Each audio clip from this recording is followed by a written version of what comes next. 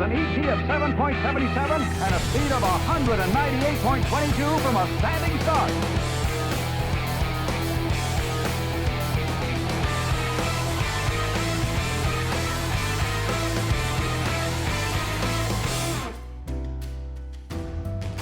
I was a nobody, and I just won a few races at Kissimmee, so I had won an expense-paid trip to the ATA World Series in Cordova. This guy from California was the world record holder, had never been outrun, and we beat him with a 9.96 10:05. And they were so upset, they made me run him again, and I beat him again.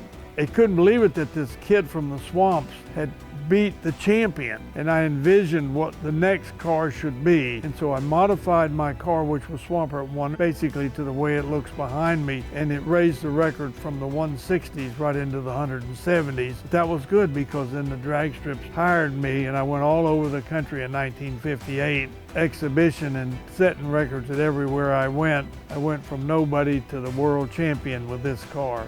The history of the sport is important to preserve because eventually one day there might not be a sport of motorsports. So this is a place where it's important to make sure you have these cars, you preserve their story. All these cars were taking up a lot of space. And then my wife and I went to England on a 2-week tour, and the British took us on all these car museums all over the countryside, and we thought, gosh, that's what we ought to do. We ought to have a drag race museum. So we came back home and built a museum in Seffner, Florida. And for 6 years it was there, and we didn't have any visitors. And so one day we decided it needed to be on the interstate. And so we started looking for property. We found this property here, and right off the bat, the attendance just went right through the roof. With the museum being a 501c3 organization, a lot of these racers will donate their older cars to the museum to be put on display. And that's how we get most of our cars. People are like, we know they're going to be preserved, we know people are going to see them, and we don't have to worry about them. We have car shows here yearly. We have the Toys for Kids every December with the Twilight Cruisers. We allow them to come on the property, use the property. They are able to raise money and toys for the local kids here in Marion County for Christmas who would not have a Christmas. The museum here has been in partnership with us for 22 years. This is our 22nd year because Don Garlits is so well known. We have a monthly car show, and what we do is we collect food for Interfaith at that monthly show, and then we have a yearly show here at Don Garlits. This is our 22nd annual yearly show, our Toys for Kids show. The neat thing about it is it's given back to the community.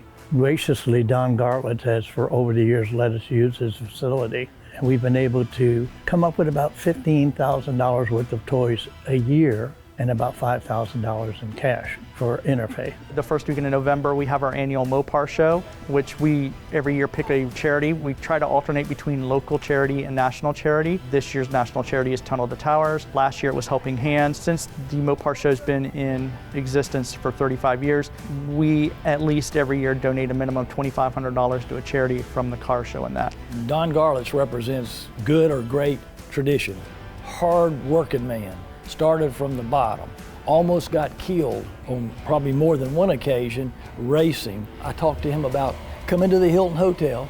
We were raising money for the ministry, and I said, we'd like to auction you off, Don.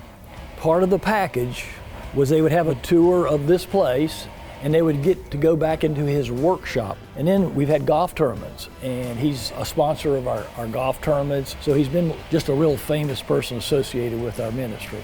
Don was quite an innovator as a drag racer. He was the one that developed the rear engine drag racer. The guy's 90 years old and he's still running an electric dragster.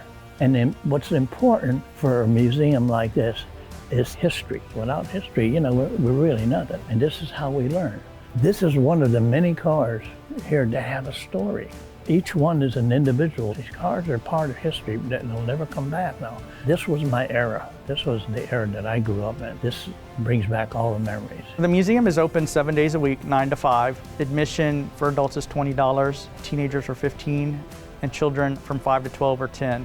Any child under the age of 5 is free. We do offer discounts for 60 or older, military, first responder, and college students. That admission price is $15. we always accept volunteers. If somebody wants to come in and volunteer to help dust off cars or do something else, we'll gladly take them. We have a website, www.garlits.com. We have a beautiful location. You could not find a better location. 250,000 cars pass here every 24 hours. There's a lot to see, and mostly it's word of mouth. We don't do a lot of advertising. The social media has helped us because we post things on social media and everybody looks at it. Like, we'll post a tour on there. I'm going to do a tour and it'll sell out in just a couple of days. I see a great future for it. We're always getting new stuff and changing the exhibits around. We just got 3 new cars yesterday, but we've got to find space for them. Our mission is to preserve the history of drag racing and the automobile for that matter. We have a whole big building right next door that traces the automobile back to the 1800s,